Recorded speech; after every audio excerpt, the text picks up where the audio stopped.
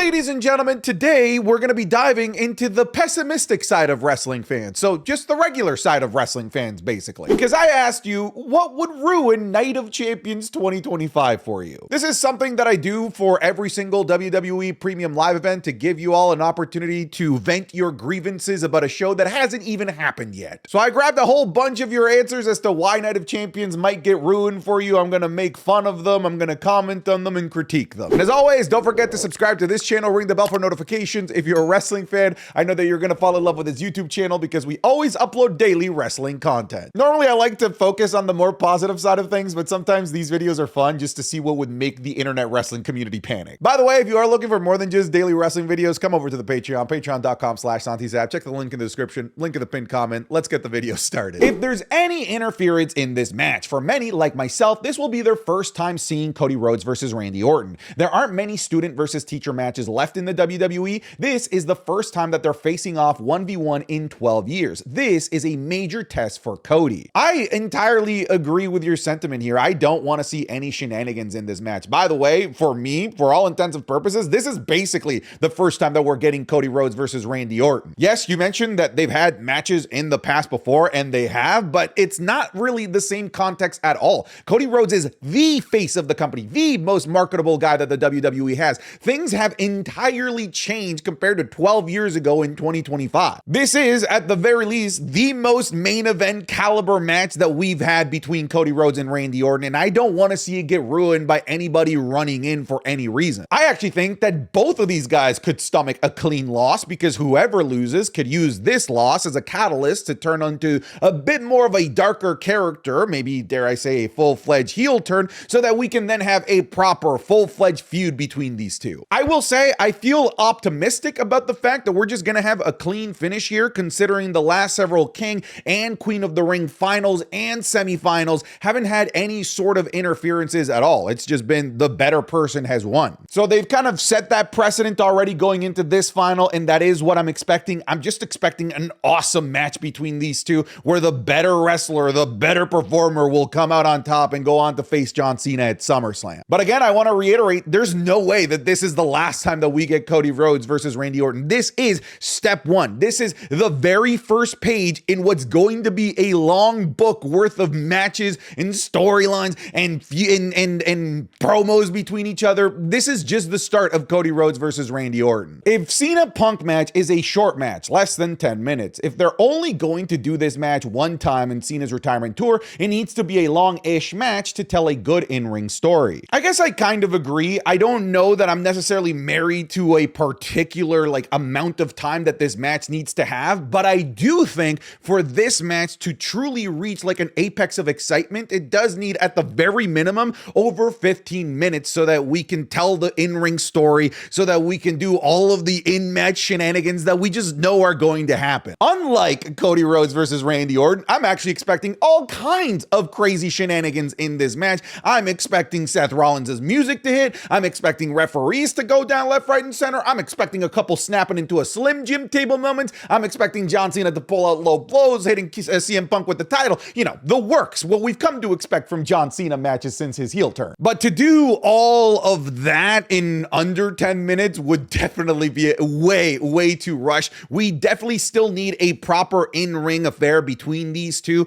considering these guys have always just had wonderful chemistry with one another, and to do a short match would certainly rob us of that and rob newer fans that didn't get to experience that live seeing what it would look like in 2025. But expect shenanigans. I'm 1,000,000% expecting all kinds of crazy stuff to happen, probably past the 15-minute mark. WWE SummerSlam is closing in quickly, and I'm sure that you've already heard that ticket prices are getting rather steep. I plan on going to the show this year to both nights. However, I intend to make sure I get the best seats at the best possible prices possible. And I'll be doing that thanks to today's video sponsor, SeatGeek. With over 28 million downloads, SeatGeek is the #1 rated ticketing app, and for a good reason. Because there's more than 70,000 events already listed on SeatGeek, including concerts, sports, festivals, and so much more. And with SeatGeek, you can be sure that you're going to be getting the best absolute price for whatever seat that you want at whatever show you plan to attend. All WWE premium shows, as well as every episode of Raw and SmackDown tickets tickets are all available on SeatGeek as well. So make sure to stop by there first before you buy your tickets so that you can make sure that you're getting the best price there is. SeatGeek actually shows you if you're getting a good deal or not on whatever ticket that you're currently browsing. You'll want to look for the green dots. Green means good, red means bad in terms of pricing. Plus, every ticket is also backed by their buyer guarantee as well. And you know that I came through for you guys because you can use code SANTI10 for 10% off your next set of tickets over at SeatGeek. Again, that's 10% off any tickets with promo code SANTI10. So make sure you click the link in the description to download the app and have the code automatically added to your account so that you can use it later. Thank you again to SeatGeek for sponsoring today's video. Now let's get you back to the wrestling conversation that you came for. If Seth Rollins cashes in just to make it a triple threat where we get the OTC return, costing both Punk and Rollins, allowing Cena to retain and the briefcase getting burned. So I actually did see a world where Roman Reigns could return to screw both CM Punk and Seth Rollins, but I thought that was going to be Money in the Bank. I thought that both Seth and CM Punk were going to qualify for Money in the Bank and that Roman Reigns was going to come back during that match and take them both out. Now, I do believe that when Roman returns, it'll be just exclusively to go after Seth Rollins. That's what I'm expecting here. Obviously, he has unfinished business with CM Punk, but when Roman returns, his focus needs to be pretty much entirely on Seth Rollins, the stuff going on with Paul Heyman, etc. Had this been maybe closer to WrestleMania, I could actually see this like legitimately happening, but I don't see a world where Roman costs both Punk and Rollins at this point. I think if anything,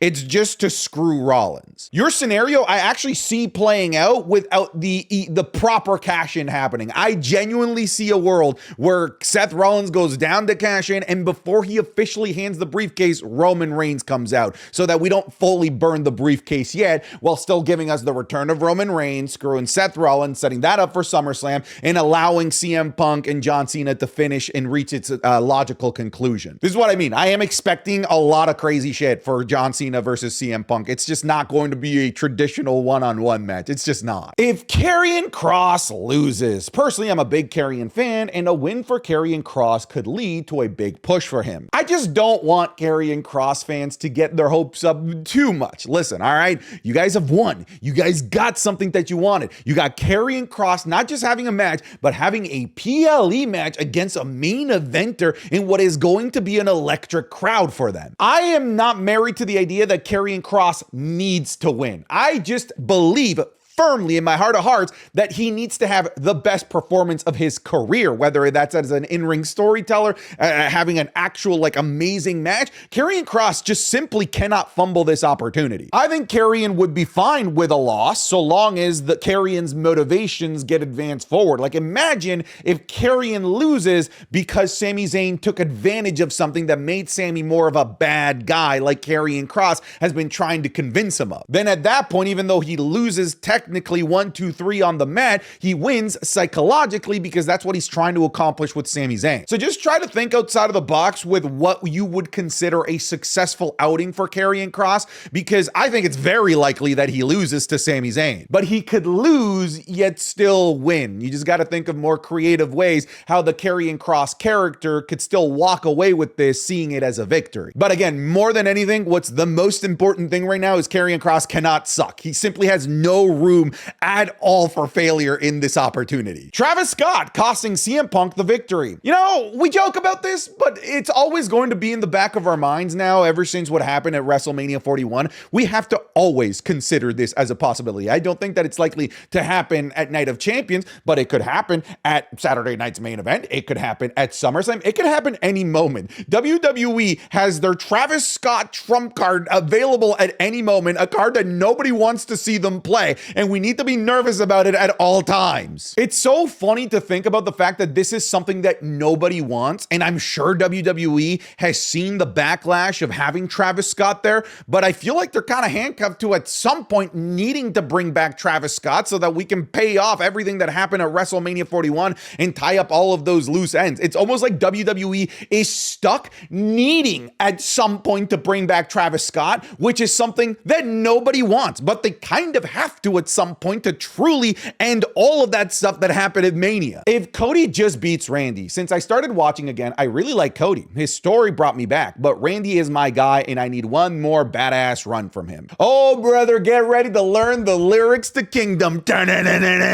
Listen, Cody is going to win. He's the favorite by far. I think it's clear as day that WWE wants to rerun John Cena versus Cody Rhodes. So if I'm you, the big Randy Orton fan that you are, I would just start to get emotionally and physically ready to see Randy Orton lose, because I think the likelihood is incredibly high. That being said, I like what you said here, that you need one more badass run from him. Here's the thing, a loss here might be what gets you your one last badass run from him. That's what might get us the Viper getting pissed, angry, no more friends. He's tired of playing good guy. He punched Cody Rhodes' head off, and eventually he gets that last badass run that you're talking about. And maybe it's a last badass run where he dethrones a future Cody Rhodes champion. How does that sound? Solo winning the United States title. All of this work having Jacob Fatu become his own character and arguably bigger than Solo, just for him to lose the first match. Can't happen. Has to be Fatu. So Reed, I actually agree with you. I think it has to be Fatu. I actually think it's a disservice that they're running Solo Sikoa versus Jacob Fatu so early, because I actually could see myself getting behind Solo Sikoa dethroning Jacob Fatu had they done this at SummerSlam, had they built for a couple of more months, because this is right now the best ready-made SummerSlam story in terms of how good it is, in terms of the mid-card star power, in terms of the stakes that are involved. This should have been at SummerSlam. Running this at Night of Champions to me is entirely way too quick. I'm sure that we can then run a sequel to this. We might have a second or a third match happen at SummerSlam, but I really felt like they had a good enough story for us to really get invested in for SummerSlam specifically. That's why I genuinely thought that they were going to run Damian Priest versus Jacob Fatu. They'd already set that groundwork.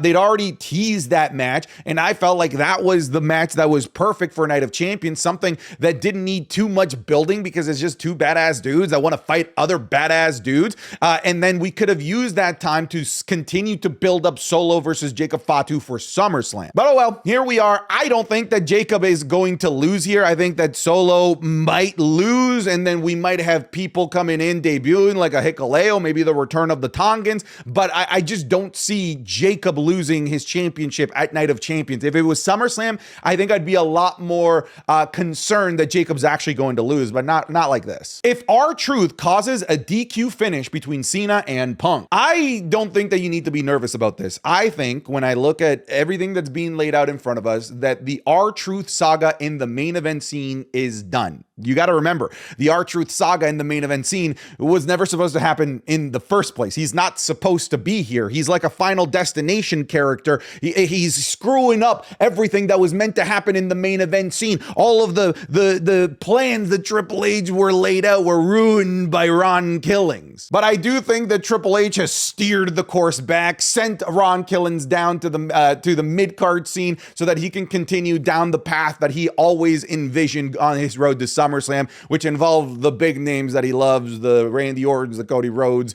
the CM Punks, and the John Cenas of the world. I don't think Ron Killings is going to be in this picture anymore. I think his swan song was being the catalyst for the John Cena pipe bomb, and we've already seen on SmackDown that he's already kind of pivoted towards something with Damian Priest and Aleister Black, and I think that that's going to be the sole focus of Ron Killings moving forward. Again, he was never meant to be part of the picture at all, and I just don't think that WWE is going to change their entire roadmap of the main event scene beyond what we've already seen with Ron Killings. Rhea beats Raquel. Raquel winning furthers many different storylines, like her soon-to-be official tag team partner with Roxanne Perez, an eventual turn on Liv. Sure, I just think that Raquel needs this if you really want me to believe that Raquel Rodriguez is a giant badass, and also a great way to really cement Raquel and Roxanne as an actual tag team, not just like, hey, Roxanne, here, you take the titles, is maybe having Roxanne help Raquel defeat Rhea Ripley. At that point, then I can buy the idea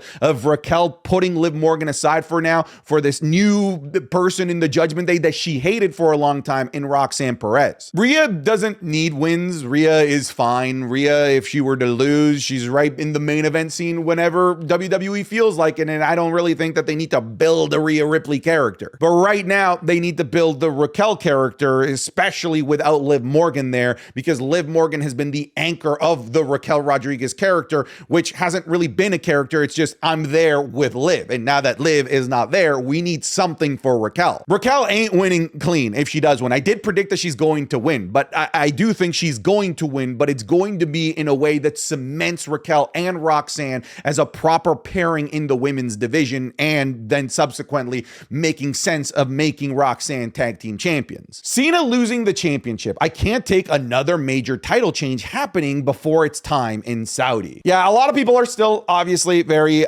paranoid and very, I guess, full of regret and a little bit of PTSD from all of the major championship changes that made no sense that have happened in Saudi Arabian shows. But in recent years, I don't think that we've really had any of those. I think the last like real shock championship change that we had in Saudi was what, like Asuka defeating Bianca Belair for the Raw Women's title. I mean, but that's not really something that anybody hated. But yeah, I know that you're still kind of bummed out about the Fiend and Goldberg and everything that happened there.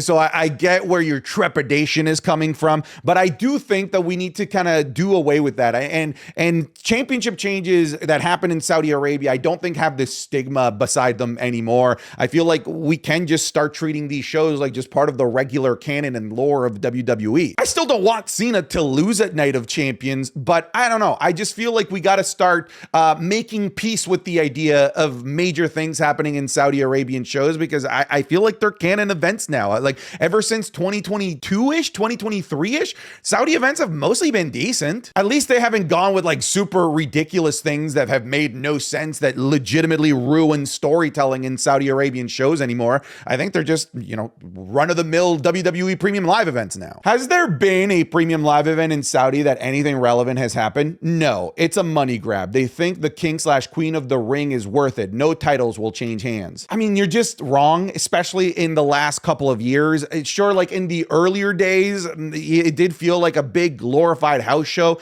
but you're just simply wrong. This is where we had the turning of the Usos, the end of the bloodline, brother. Do you forget that? This is where we had the Usos super kick Roman that set up bloodline civil war, that set up Jey Uso's main event run, which then was the catalyst of Jey Uso being the main event guy that he is today. Did you forget the World Heavyweight Championship that we have right now was literally minted at a Saudi show in 2023 with Seth Rollins being the first ever World Heavyweight Champion? So you're just fundamentally wrong. Just proved it to you. Things do happen at Saudi shows, and I can expect the possibility of title changes. I am. Now, I guess it's a lot less likely to get a bunch of title changes when you title something Night of Champions and you only have 2 championship matches. But we do have the King and Queen of the Ring, which last year was a big fundamental shift for storytelling because it gave us new champions come SummerSlam, and it's going to be the same thing here. So this notion that nothing relevant happens in Saudi was right back in 2021. Right now, it's just wrong, like flat out. Maybe you don't want anything good or anything relevant to happen in Saudi. That's your own thing. I can't really argue with that. But to say that nothing relevant happens in Saudi shows anymore is just fundamentally wrong. Honestly, I'm so invested in Carrie and Cross that if he has a bad match that does not go over, I will literally be devastated. I think that he has a lot of potential, but I'm so worried. I'm extremely high on copium right now. I think that you're hitting it on the head. I receive so many messages of if Carrie and Cross loses, Night of Champions is ruined. I think that you are having the correct train of thought, which is if Carrie and Cross has a bad match, that to me is what will kill Carrie and Cross fans, because if he has a bad match, I don't think that he gets used in the manner that people want him to be used. In fact, if he has a bad match, I feel like the magic is gone, that the fan support won't be there anywhere near to the level that it is right now. So I do believe that this is make or break for Carrie and Cross, and thus make or break for Carrie and Cross fans. Having only a third of the matches actually be for a championship. Oh wait, yeah, I do think it's hilarious that the night before Night of Champions is more of a Night of Champions, considering that has the WWE tag titles, the Women's Championship, and the Women's United States Championship on the line. Meanwhile, the actual Night of Champions literally only has the WWE Undisputed Championship and the US title on the line. I don't know, one has more, which I think is more of a Night of Champions. I do think it's it's funny that people are comparing Night of Champions as a catfish to the level of Extreme Rules 2021. If you don't know what they're talking about, just Google Extreme Rules 2021. You would expect Extreme Rule matches, you know, violent matches.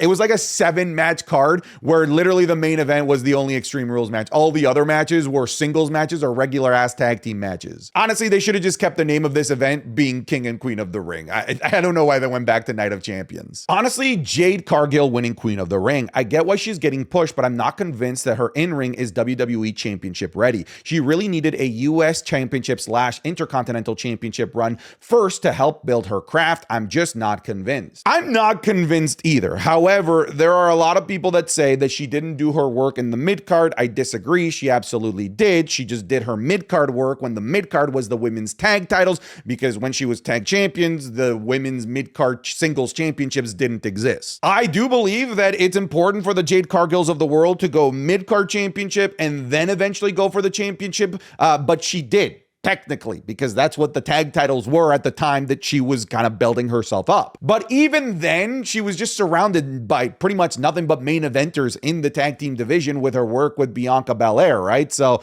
did she do her time in the mid-card? That's debatable, because I certainly wouldn't call Bianca Belair mid-card at the time. She was still a main eventer that was cosplaying as a tag team champion. But I'm also not fully convinced of Jade Cargill's in-ring. You know, there's still some aspects of her matches that kind of make me raise an eyebrow. But this is what's going to happen. I do believe firmly that this is the path that WWE is going towards, and I don't think that they're going to deviate. I just don't see Asuka beating Jade Cargill. So if this is what's going to ruin the show, I'm sorry, brother Karen, it's already ruined for you. If there's any squash matches, I feel like all 6 matches on the card have the potential to be really good, and I would love to see them all get at least 10 to 15 minutes. I feel like this is uncharted territory. I do believe that we're going to have an under 5-minute match in some way, shape, or form. I wouldn't be surprised if it's the Raquel and Rhea Ripley match, because WWE has historically done 4 to 5 matches, and we actually have the rare 6-match PLE. The last time that we had a 6-match PLE, it turned out to only be 5 because Randy Orton and Kevin Owens never happened because they just beat the crap out of each other. So because we haven't seen this many matches on a PLE, not named, you know, SummerSlam or WrestleMania,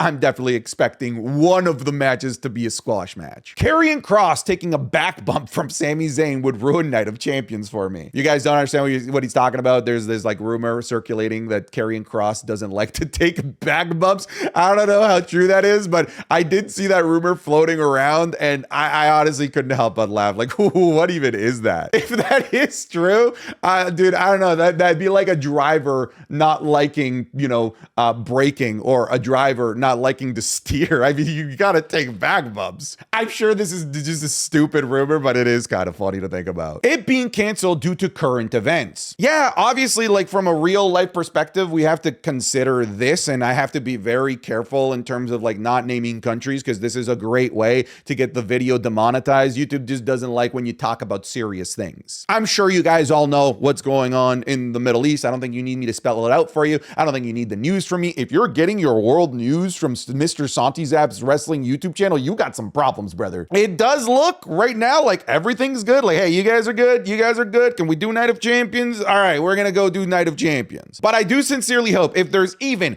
a 0.0001% chance that this could be a dangerous show to do, that they would pull the plug. I sincerely hope that that's where we're at. Obviously, it would suck to cancel a show this last minute, but like, you just can't be taking these types of risks if there is even an ounce of a possibility of a risk. Seth Rollins not cashing in the Money in the Bank briefcase. Kayfabe-wise, he should be on top with the championship already with Braun and Braun security. It's making them look very, very, very weak. I wouldn't say that right now they look weak. I would say that right now they look directionless, because we are waiting for that cash in. So if you want them to have direction, if you want them to have, like more meaty storylines and main event feuds that matter, we need that cash in to happen. I'm not convinced that it's going to happen at Night of Champions, but that cash in needs to happen at some point, and it needs to be successful for this faction to really, really begin to flourish. Asuka losing. I really want her to go back on a hot streak again, just like her NXT days. Also have a dream match with Io, possibly Kyrie joins somehow later. I know that they're high on pushing Jade right now. One loss, one hurt. I would actually argue that Asuka losing hurts her a lot less. I feel like Jade's almost like her entire aura is a Jenga block that a loss could push that thing over and completely ruin this push. Meanwhile, Asuka is a main eventer. She's career made. If they were to have her lose and then still run Asuka versus Io Sky, the excitement levels would still be sky high for many people. So I think that Asuka's going to be fine in a loss, and I've come to the realization of this because I just know that that's what's going to happen. Cody turning heel because it will ruin his entire character arc that he's had over these past couple of years. I think that character arc is over, dude. I think the character arc that you're referring to was him winning the WWE Championship. What is his current character arc? There really isn't a current character arc. Plus, he's already said that he's a year or 3 away from turning heel. So I think you better just start embracing the possibility of that. Pat McAfee show not being there. Cue like half of the people saying Pat McAfee being there would ruin the show for them. I'm not one of those people. I like Pat McAfee, but holy hell, I've never seen so much debate and so much conversation about commentators and who's better and what makes a better show with a commentary team and who ruins shows if they're on commentary, etc.